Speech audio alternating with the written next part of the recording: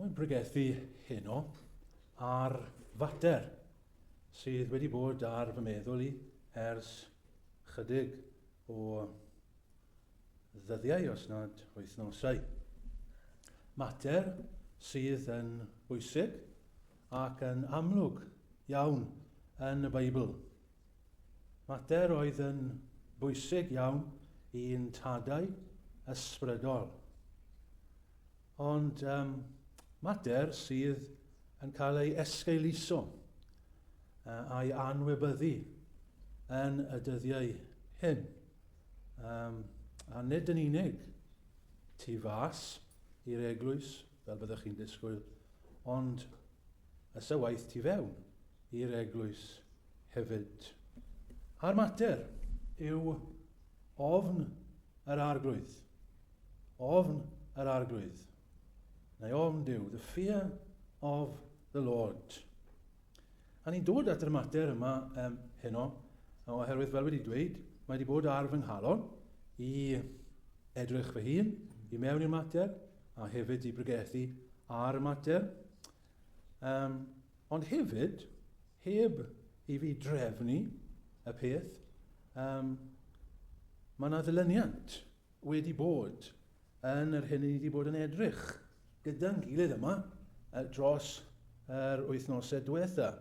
Ac felly mae'n addas ein bod ni'n edrych ar hyn, oherwydd, os ych chi'n cofio, rai wythnosau yn ôl, buon ni'n edrych gyda'n gilydd ar ymateb y gadareniaid i Iesu Grist yn iachau yr cythreilig, ac oedden nhw wedi ofni, ych chi'n cofio.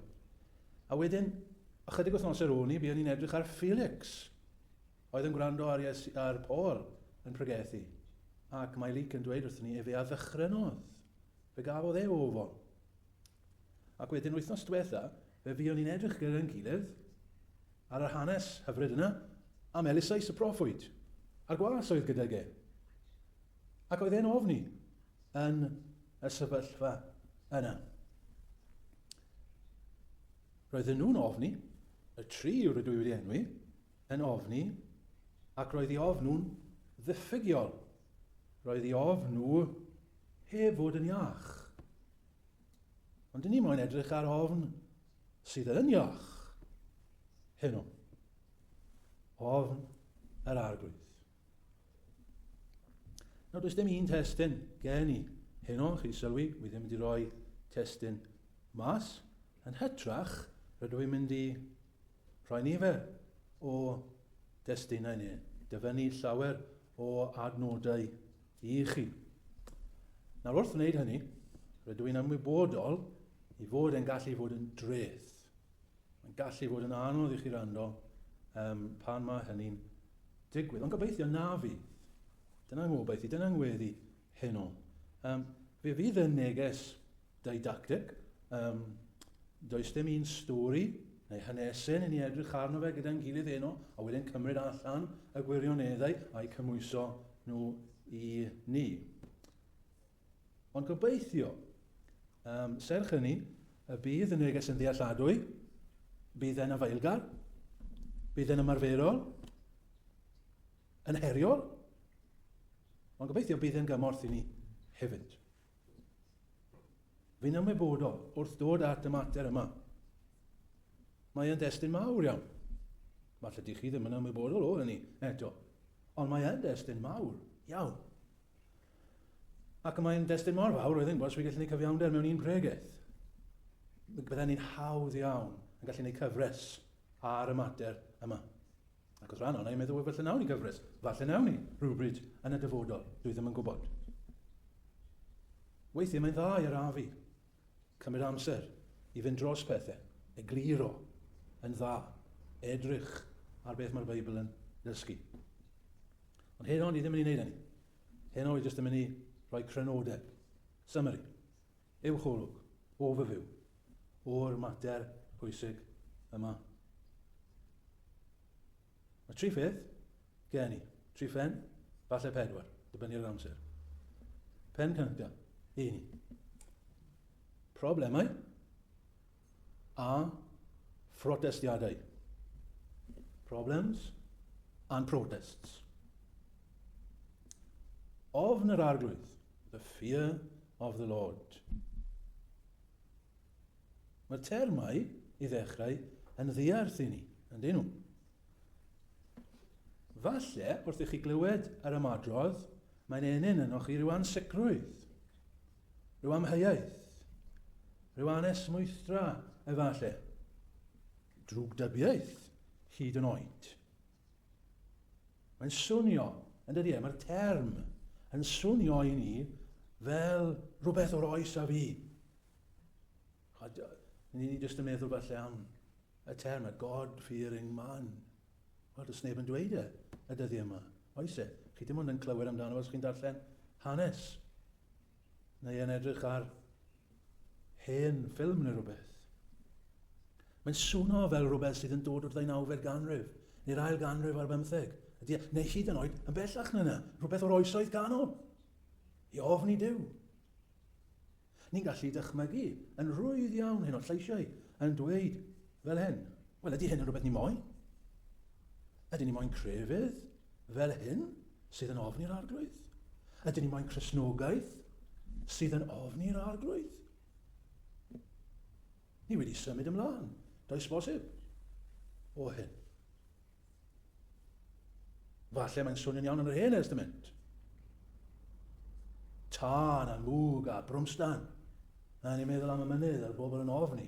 Ie, iawn i'r Hen Testament. Ond, ni'n bobl Testament newydd. Does bosib bod yn rhywbeth i ni. Ni wedi symud ymlaen. I ni moyn crefydd nag i ni sydd yn llawen. Hapus. Gariad. Ni'n gallu mynd ymhellach yn y pwynt yma o problemau a phrotestio. Ni'n gallu meddwl am rai yn dweud, wel, hold on nawr, nag yw'r Testament newydd yn dweud bod ofn yn ddrwg. Falle bydd rhaid gallu dyfynnu adnodau fel hyn. Ioan yn dweud nag yw e, fod perffaith gariad yn bwrw allan ofn.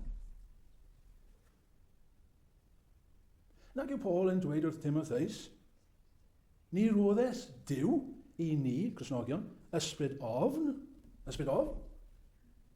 ond ysbryd nerth, a hunan ddisgyblaeth, a chariad.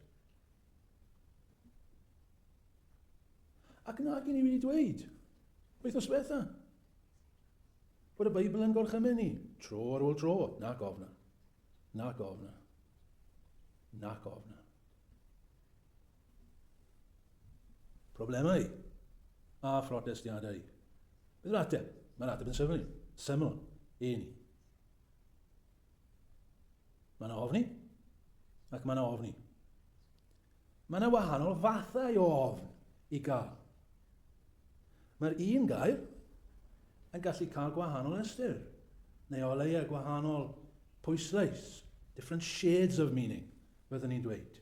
Mae hynny'n wir am eiriau'n gyffredinol, yn dydi e? Mae gair yn gallu meddwl mwy nag un peth, neu mae'n gallu rhoi gwahanol ystyr i chi. Gymryd chi fel enghraifft, y gair chwerthin. Nawr, dyw chwerthin ddim yn rhywbeth da neu drwg yn ddoi hi. Ond mae chwerthin yn gallu bod yn rhywbeth da, ond mae'n gallu bod yn rhywbeth drwg. Yn dydi e? Ych chi'n gallu chwerthin, ac ych chi'n mwynhau, ych chi'n hapus. Ond mae chwerthin yn gallu bod yn gas pan mae rhywun yn chwerthin at chi. Nawr, mae'r un peth fan hyn, gyda'r gair yma ofni. Dyw ofni yn ddoi hun ddim yn da neu drwg. Ond mae ofni'n gallu fod yn ddrwg, a mae ofni'n gallu fod yn dda. Pan mae'r Beibl yn dweud ni nac ofna, dyna'r ofni drwg. Ond mae'r Beibl yn dweud wrthyn ni i ofni. Mae'n gorchymyn i ni ofni, fel cawn ni weld, a mae hynny'n dda. Gai roi adnod i chi. Ni ddim wedi dyfynnu dim byd eto, so well ni'n neud nawr. Matthew 10:28. Wi ddim wedi rhoi nhw i dileri achos ni'n meddwl mae'n rwyddwch chi fi just weiddi nhw mas yn Saesneg. Alright? So I'll read the verses in English. Matthew 10:28. The words of our Lord to the disciples, to those who follow him, not to the world, but to his disciples. And do not fear those who kill the body, but cannot kill the soul, Rather, fear him, says Jesus, who can destroy both soul and body in hell. Dyn ni ddim fod i ofni, medde Iesu. Dynion. Ond dyn ni fod i ofni. Dyw. Mae'n ofn da. Hen Testament, Exodus 20 and verse 20. Moses said to the people, now listen to this verse. This is when they came to the Red Sea. Do not fear. Do not fear. For God has come to test you, that the fear of him may be before you, that you may not sin. So Moses is saying, do not fear, so that you come to fear. Gall ofn, felly, fod yn ddrwg, yn ei osgoiau, ond mae'n ofn da. I ni geisio. I ni'n edrych gyda'n gilydd ar yr ofn da yma. Yr ofn mae Duw yn gorchymyn i ni. Cyn bod fi'n mynd ymhellach, fi am ddweud chi am ffrind sy'n gen i. Mae'r ffrind yma yn ofni nadredd. Snakes. Dim ond iddo fe weld neidyr. Fe fydd yn mynd yn welw. Dim ond os mae'n gweld mewn llyfr, neu ar y teledu. Fe fydd yn mynd yn welw. Mae'n llawn dychryn tuag at nadredd. Os bydd yn gweld neidyr, bydd yn troi, a bydd yn ffoi. Dyw ddim moyn bod yn agos ati. Mae e'n casau y creaduriaid, oherwydd mae'n ei ofni nhw. Mae'r un ffrind yn hoffi mynydda. A un o hoff y fynyddoedd fy ffrind yw crib goch yng Ngogledd Cymru. Mae'n rhaid i chi'n gwybod am crib goch. Mae e'n arwain at yr Wyddfa. Os chi beth yn cerdded i'r Wyddfa, byddwch chi'n edrych lawr a gweld crib goch. Mae'r ffrind yn meddwl y byd o'r mynydd. Mae'n gwybod cymaint am y mynydd. Ond chi'n gwybod beth, ffrindiau? Mae fy ffrind yn ofni'r mynydd. Mae ganddo fe, fel ni'n dweud, parchedig ofn at y mynydd. Reverential fear towards crib goch. No, beth ni'n golygu wrth ddweud hynny? Efer un teimlad sydd ganddo fe fel y teimlad at y nadredd. Mae dim o gwbl. Ydy e'n casau crib goch? Na. Ydy e'n ffoi rhag crib goch? Na. Na, i'r gwrthwyneb. Mae wrth i fodd yn mynd i crib goch. Mae'n cael ei mynd yna. Mae wrth i fodd. Mae'n cael ei ddenu at y mynydd yna. Pob cyfle mae'n cael, mae moyn mynd yna i gerdded y mynydd hynod yna. Ond mae'n ofni y mynydd. Beth ni'n golygu? Ni'n golygu hyn. Bob tro, mae e'n meddwl am y mynydd. Bob tro mae'n edrych ar y mynydd yna.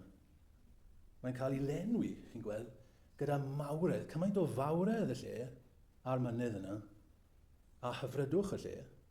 Mae'n ei lenwi a edmygedd a pharch. Mae rai bobl yn mynd i gerdded crib goch, a dyn nhw ddim rili'n sylwi ble ma nhw. Dyn nhw beth wedi clywed am crib goch. Maen nhw'n clywed am Snowdon, a maen nhw'n meddwl bod nhw ar y ffordd i top Snowdon. Ond dyn nhw ddim yn sylwi bod nhw ar crib goch, a maen nhw'n cerdded mewn flip-flops. Does dim syniad yn nhw, beth sydd o'i blaen nhw a ble nhw. Maen nhw heb baratoi. Maen nhw fel petai meddwl bod nhw'n cerdded yn y parc. Ond dyn nhw ddim. Maen nhw'n cerdded ar crib goch. Ond yw'r fy ffrind i ddim fel yna. Bob tro mae e'n mynd, mae'n paratoi. Mae'n ystyried beth mae'n neud. Mae e yna, a mae'n meddwl am y mynydd. Mae'r peth yn llenwi i feddwl e. A mae'n cymryd y peth o ddifri. Mae'n ofni'r mynydd yn dda, yn iach. A dyna'r ofn i ni'n edrych arno fan hyn. Dyna'r ofn mae'r Beibl yn meddwl pan mae'n sôn am bod rhaid i ni ofni yr arglwydd. Ail bwynt. Pwysigrwydd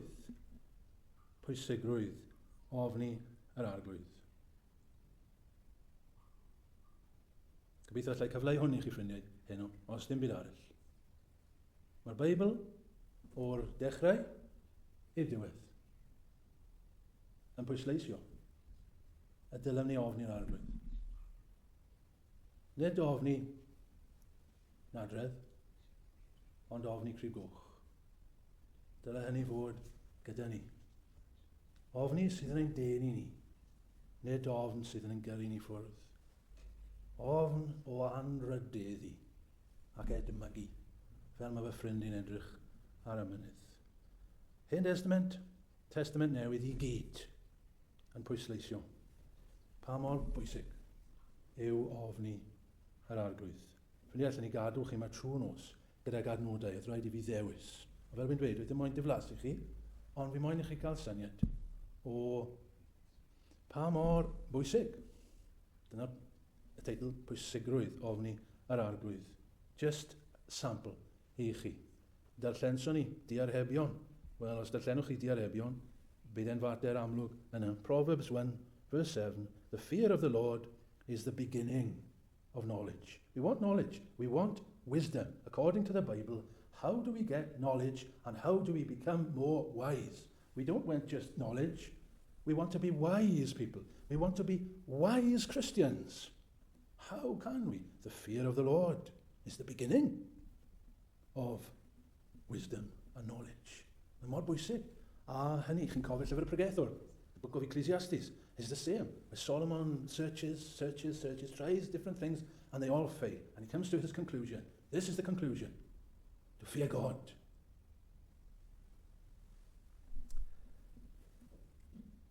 Mae Dyw yn achub pobl, yn dydi? Pam mae Dyw yn achub pobl? Wel, gwrandewch ar beth mae'n dweud yn llyfr Jeremiah 32 and 40. God here describes what's to come in the new covenant, what he's going to do when Jesus comes. I will make with them an everlasting covenant, that I will not turn away from doing good to them. And I will, listen to this, and I will put the fear of me in their hearts, that they may not turn from me. What is a Christian? A Christian is someone whom God has put his fear into them. You see, by nature, we don't, wrth naturiad, dyn ni ddim yn ofni Dyw. Dyma beth mae Paul yn dweud yn Romans 3 and verse 18. There is no fear of God before their eyes. What's the problem of humanity? We don't fear God. By nature, no one fears God. That's our problem. No one at all. You might have someone fearing in the idea of fearing, scared of snakes, that kind of fear. But no one is fearing crib goch. No one. A mae'n rhaid I Dduw dod. A pa mae'n ailyn I ni, dyna mae'n neud. Mae'n rhoi ofni yn ni. Fel bod ni'n ofni yr arglwydd. Fe gans ni Psalm 130, very famous, Psalm 130. A ni'n gwybod gyfarwydd ar adnod hyn. Ond sylwch beth mae'n dweud. Ond y mae gyda thi fyddaiant. Da iawn, diolch. Mae gyda thi fyddaiant. Nawr pam? Fel y ofnir. Pwy yw'r pobl sy'n ofni? Y bobl sydd wedi cael myddaiant. Mae Dyw yn maddau ein beiau ni, a beth yw'r canlyniad? Ofni Dyw. Ofni'r arglwydd. Ffrindiau, os ydych chi ddim yn ofni'r arglwydd, ddim yn gwybod twtio hon, fe wedyn ydych chi pam. Chi ddim wedi cael myddaiant. Chi nôl yn Romans 3. No fear of God. Falle bod rhywun yn gwrando arna I. Ffynnin, dyma'ch problem fwyaf chi, ffrindiau. Chi anghofio'n bobeth arall rwy'n mynd I ddweud, ond ydych chi ddim yn ofni'r arglwydd. Bydde fe'n dda beth chi'n ofni yn yr ystyr yn adredd, bydde hwnna'n dechreuad. Ond wedyn I ar ben hynny, mi eisiau'r ofn y man y chi. Yr ofn crib goch yna. Ond Dyw sy'n gallu rhoi, Gymaint o adnodau, a fi'n sylwi bod amser yn mynd yma. Dyma yw adnabod Dyw, ffrindiau. Eto, deallwch chi, right? Dyma yw adnabod Dyw yn ôl y Beibl. Ofn i'r arglwydd. Dyma diffiniad ore. And this is the best definition. This is the definitive description, if you like, of what a Christian is according to the Bible. He or she fears the Lord. Ond ydych ni dal bobl, clywed pobl yn dweud, hyn testament yna. Beth am y testament newydd? Wel, wedi dyfynu yn barod ydw I. Geiriau yr arglwydd. Fe oedd yn dweud, na gofnwch yr rai a laddant y corff yn unig. Eithir ofnwch yr hwn, sydd ar gallu, ar awdurdod. Dyw, mae Iesu Grist yn ddim i chi fod I ofni. Ond allai dyfynu llawer mwy I chi. 1 Peter 1:17, and if you call on him as Father, who judges impartially according to each one's deeds, conduct yourselves with fear throughout the time of your exile. Peter exhorting Christians there to fear God. Hebrews 12 and 28, therefore, let us be grateful for receiving a kingdom that cannot be shaken, and thus let us offer to God acceptable worship with reverence and awe. In the old version, with fear. Same. 2 Corinthians 7:1. Since we have these promises, beloved, we have these promises, so many promises from God. Let us cleanse ourselves from every defilement of body and spirit, bringing holiness to completion in the fear of God. How do we do our sanctification? How do we carry on in our sanctification? In the fear of God. Must be present with us. Famous verse, Philippians 2:12. Therefore, my beloved, as you have always obeyed, it's talking to Christians, so now, not only as in my presence, but much more in my absence, work out your own salvation. How? How are we to work out our salvation? With fear and trembling. That's Paul. That's New Testament. With fear and trembling. And then this verse from Revelation. How is heaven? And they sing the song of Moses, the servant of God, and the song of the Lamb, saying, great and amazing are your deeds, O Lord God, the Almighty. Just and true are your ways, O King of the nations. Who will not fear, O Lord, and glorify your name? Even the angels fear God. Even the saints that have gone before us to glory, they fear God. And we are to fear God also. Let me give you a quotation. John Stott. The kind of God that appeals to most people today would be easygoing in his tolerance of our offences. He would be gentle, kind, accommodating. He would have no violent reactions. Unhappily, even in the church, we seem to have lost the vision of the majesty of God. Think of Crib Goch again, the majesty of God. There is much shallowness and levity among us. Prophets and psalmists would probably say of us, there is no fear of God before their eyes. In public worship, our habit is to slouch or squat. We do not kneel nowadays, let alone prostrate ourselves in humility before God. It is more characteristic of us to clap our hands with joy than to blush with shame or tears. We saunter up to God to claim his patronage and friendship. It does not occur to us that he might send us away. We need to hear again the Apostle Peter's sobering words. Since you call on a Father who judges each man's work impartially, live your lives in reverent fear. In other words, if we dare to call our judge our Father, we must beware of presuming on him. It must even be said that our evangelical emphasis on the atonement is dangerous if we come to it too quickly. We learn to appreciate the access to God which Christ has won only after we have first cried, woe is me, for I am lost. Wel, dyna pwysigrwydd gobeithio wedi dangos rhywfaint ohono fe i chi. Trydydd, priodweddau ofni yr arglwydd. The characteristics, or the elements, or the ingredients of the fear of God. Beth y'n ni'n golygu? Sio mae'n disgwyl? Yn ymarferol, wedi dweud yn barod yn gyffredinol, beth yw ofni yr arglwydd? Ymateb priodol i fawredd a daioni Dyw. Fel yr ymateb y ffrind i Grib Goch. Mae'n llawn syndod at mawredd y lle. Ond ni'n gallu torri y law. And we break it down. Bite size. So that we can take something from this work at it, hopefully. Sut byswn ni'n disgrifio? Beth yw e? Achos, i ni moyn meithrin, yn gobeithio. Dyna beth i ni moyn, yn gobeithio i chi meddwl, fel fi, wel mae eisiau fi weithio ar hyn. Sut allai gael, sut allai ofni Dyw yn fwy, yn iach, fel mae moyn i fi. Wel, gan i gynnig rai pethau, ffrindiau, cyn bod ni'n dod i ben. Peth cyntaf byddwn ni'n dweud yw hyn. Sut ni'n disgrifio rhywun sydd yn ofni'r arglwydd? Wel, yr elfen gyntaf, byddwn ni'n dweud yw hyn. Mae yna ymwybyddiaeth o Dduw gyda'r person yna. Mae Dyw yn real i'r person sydd yn ofni'r arglwydd. Mae Dyw yng nghanol i meddyliau. Mae Dyw yng nghanol i ymwybyddiaeth nhw. In English we would say, God-centeredness or God-consciousness. That wherever we are, whatever we are doing, we're always conscious of God. That's what it means. One element of fearing God. Wherever we are. Oh, it's a cliche, but we have to keep on saying it. Not just in chapel, not just on Sunday. Wherever we are conscious of God, conscious of his presence. Fel fy ffrind ar crib goch. Pan mae ar crib goch, mae'n ymwybodol bod ar crib goch. Dyw ddim yn meddwl am dim byd arall. Os chi wedi bod yna, chi'n gwybod pam. Chi'n cerdded ar hyd y mynydd yna, does dim byd arall ar eich meddwl chi. Chi ddim yn meddwl am beth sydd yn y ffridge. Chi ddim yn meddwl am beth sydd ar y... Chi jyst yn meddwl am crib goch. Chi ar crib goch, a chi'n mwynhau y ffaith bod chi ar crib goch. Mae'r un sy'n ofni Duw wastad yn ymwybodol o Dduw. Psalm 139, ynddo fe? I ba le'r af oedd i wrth ysbryd. Ac i ba le'r ffwaf o ddwydd. Where can I go? Have I got that? Psalm 139. Where shall I go from your spirit?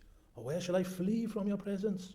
If I ascend to heaven, you are there. If I make my bed in Sheol, you are there. If I take the wings of the morning and dwell in the uttermost parts of the sea, even there your hand shall lead me, and your right hand shall hold me. If I say, surely the darkness shall cover me, and the light about me. The night, even the darkness, is not dark to you. The night is bright as the day, for darkness is as light with you. Fel Elisais, yr wythnos diwethaf, chi'n cofio? Yr un peth y fe, yr un nodyn, un taro, mewn gwirionedd, roedd e'n gweld agor llygaid y gwas. Iddo fe weld. Roedd Elisais yn gwybod trwy'r amser, roedd yr anghelion yn yna. Fel Jacob, diai fod yr arglwydd yn y lle yma. God consciousness. Mae yna her i ni fan hyn yn ôl ffrindiau. Beth sydd yn nghanol eich ymwybyddiaeth chi? Beth yw'r peth i chi'n mwyaf ymwybodol ohono fe? Beth mae'ch llygaid arno mwyaf fel petai? Another quote, Tim Keller, this time. This is a shorter quotation.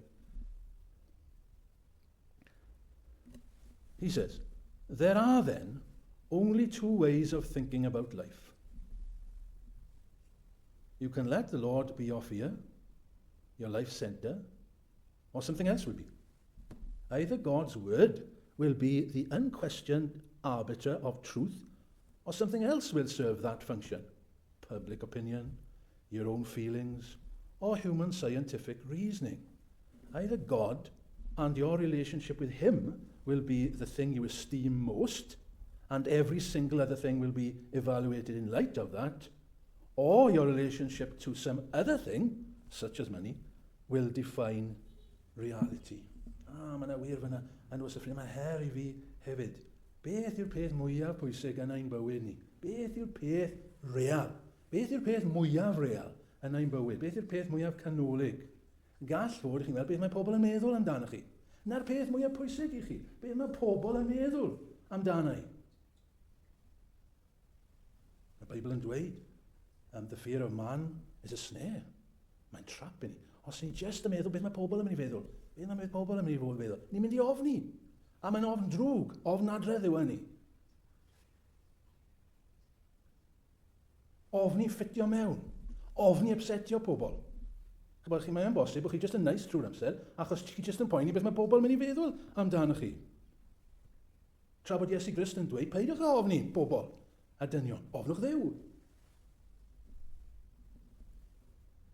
Ofni Duw yw fod yn ymwybodol, fod e'n gweld popeth. Le bynnag i chi. Chi ar ben eich hun. Chi'n ymwybodol mae Duw na. Fel Joseph yn yr Aifft. Oedd e'n gwybod, oedd e ddim ar ben ei hun. Duw na. Pa fodd y pechaf ac y gnaf y drwg hyn. Ofni Duw, oedd e'n ofni Duw. Ofni pechi. Ofni peidio plesio fe. Dyna beth yw ofni'r arglwydd. Chi moyn plesio Duw yn popeth chi'n neud. Lle bynnag i chi, beth bynnag chi'n neud, mae yna, mae e'n disgwyl arno chi, chi moyn plesio fe. Chi moyn gwrando arno fe. Chi moyn ymostwm iddo fe. Chi moyn i fyddhau iddo fe. O flaen unrhyw un arall. Chi moyn i fyddhau iddo fe. Siwt, trwy aire. Trwy aire. Chi moyn i wrando beth mae e'n dweud. O flaen public opinion, fel oedd Tim Keller. Sdim ots beth mae'r byd. Sdim ots os mae 100, sdim ots os mae 1000 o bobl yn dweud e. Os mae Duw yn dweud, mae'r un sy'n ofni Duw yn mynd ar ôl beth mae Duw yn dweud. Chi'n mynd i ddarllen i aire. Chi'n mynd i fyfyrio ar i aire. Chi'n moyn cryndol pregethau da am i aire. achos I chi'n ofni. Ffrindiau, mae'n rhaid I fi ddod I ben. O'n i'n mynd I ofyn cwestiwn, pedwerydd pwynt, pam ofni? Ond mae amser yn rhedeg mas yma. Why should we fear God? Wel, mae'r ateb cyntaf, symud fe, achos ni'n gorffod, ni'n cael ein gorchymyn I wneud hynny. A mae Iesu Grist yn dweud hynny, fear God. Dyna ddiwedd y mater, ni fod I wneud hynny. Ond chi'n gwybod, ffrindiau, mae yna symboliadau eraill yn y Beibl. There are incentives in the Bible. A dyma'r peth, un o'r pethau trawedd fi wrth paratoi. These incentives in the Bible, these promises, what are the benefits? Are there any benefits of fearing God? Oh, are there any benefits from fearing God? Let me just share a few. I know I've gone over my time, but just from the Psalms, right? Read the Psalms. And let it just impress you how many times this comes up about those who fear God. Can I just rhoi rai I chi? Sorry, this is in Welsh, I'll try my best. Salmau. Just ambell un. Rai chi'n gwybod amdano. Beth yw manteision? Pam dylen ni trio meithrin hyn ofni yr arglwydd? Psalm 25, Psalm 25 and 14. Dir gelwch yr arglwydd, sydd gyda rai a'i hofnant ef. The secret of the Lord is with who? Those who fear him. The secret of the Lord will come. What's the secret of the Lord, you say? Well, it's a secret. But it's with those who fear him, and it will come to you. Psalm 33 and verse 18. Wele y mae llygad yr arglwydd ar y rai a'i hofnant ef. A dyna dda? Chi'n mynd trwy'r dydd, ond mae'n llygad yr arglwydd arnoch chi. Pam? Achos ych chi'n ofni Psalm 34, 7 adnod enwog iawn.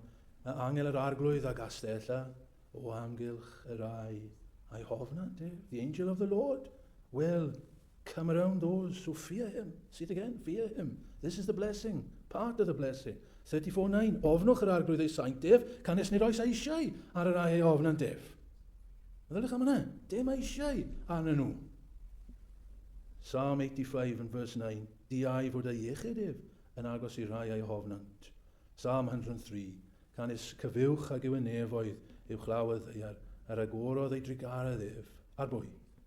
Ar y rai a'i hofnant ef. Mae drigaredd yn dod arnoch chi. Ffrindiau, dod I ben.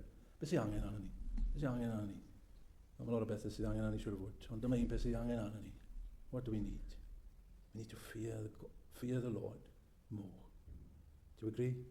We need to fear him. Beth sydd eisiau yn heglwys ni? Angen mwy ohono ni. I'w ofni e. Cymryd o ddifri. Rai yn y canol. Bod yn ymwybodol ohono fe. Beth sydd eisiau yn gwlad ni? Beth sydd angen ar ein gwlad ni, ynddo fe? Wedys I ar y dechrau. Ynglyn â'n cyn-deidio ni. Oedd yna bobl oedd yn gweithio yn y gwaith glo lan fyna ac roedden nhw'n gallu dweud amdanyn nhw mae e'n ofni'r arglwydd. A does neb fel yna gyda ni. A na beth sydd eisiau yna ni y dyddiau yma. Pobl sydd yn ofni. Dim bobl clefer, dim bobl dawnus, efallai, bobl digon cyffredin. Ond roedden nhw'n ofni'r arglwydd. Yna sydd I angen arna ni. Sut ni'n cael? Wel, ni'n cael fel wedys I. Dyw sydd yn rhoi I ddechrau. Chi ddim yn gallu gweithio hyn. Mae rhaid I ddiw wneud e. Mae maddeiant gyda thi fel y ddofnau. Mae'n dod gyda maddeiant. Mae Dyw yn rhoi yn y galon fel oedd yn dweud trwy Jeremiah. Ond ni'n gallu gofyn amdano. Fel ni wedi yn emyn Charles Wesley. Moes sy'n ddiwiol o. Moes I, give me. Ni'n gallu gweddio hynny ar wythnos hon. Ni'n gallu treulio amser gyda ge. Na beth sydd eisiau, ynddo fe? Ba mae fy ffrind I yn ofni crib goch? Mae'n mynd e. Dwi ddim wedi darllen amdano fe. Mae'n mynd I crib goch. Ond ni wedi clywed am y lle. Gyda ge. Ond oedd dim ofon gyda fi. Ond pan es I gyda ge, ond ni'n gallu deall. A fi nawr yn ofni hefyd o fod gyda ge. Mynd yna. Mynd at Dduw. Myfyrio arno fe. Fel bod mwy o'r ofon yma yn cael ei feithrin yn o'n ni. Amen.